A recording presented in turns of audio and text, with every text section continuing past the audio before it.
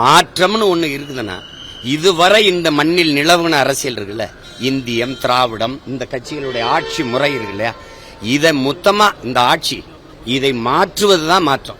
இது சும்மா இந்த கட்சி அங்க போய் சேர்றது, இந்த கட்சி அங்க போய் சேர்றது, இவரோட கூட்டணி வைக்கிறது.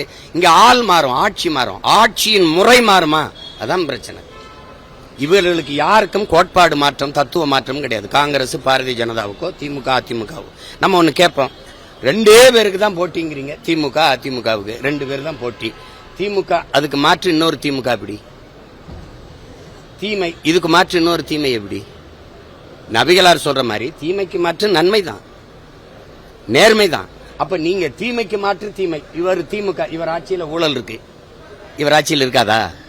அதிமுக ஆட்சியில் இருக்காதா? லஞ்சம் இருக்கு இருக்காதா? கமிஷன் இருக்கு இருக்காதா? இங்க மலையை வெட்ட மாட்டாரா? மணல் அள்ள மாட்டாரா? இங்க பாலியல் வன்கொடுமை கொலை இருக்கும் இருக்காதா? இருக்காதா கேட்கறது கேளுங்க, இருக்குமா இருக்காதா? இங்க சாராய வியாபாரம் இருக்கும், இவர் வந்தா மூடிடுவாரா?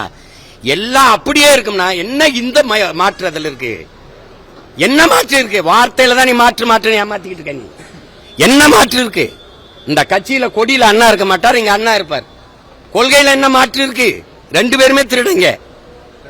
இப்ப நீங்க தூத்துக்குடி துப்பாக்கி சூட்டுக்கு வந்தவன நடவடிக்கை எடுப்பேன்னு சொன்னீங்கல்ல, என்ன நடவடிக்கை எடுத்தீங்க? கொடநாட்டில் கொலை நடந்ததா இல்லையா?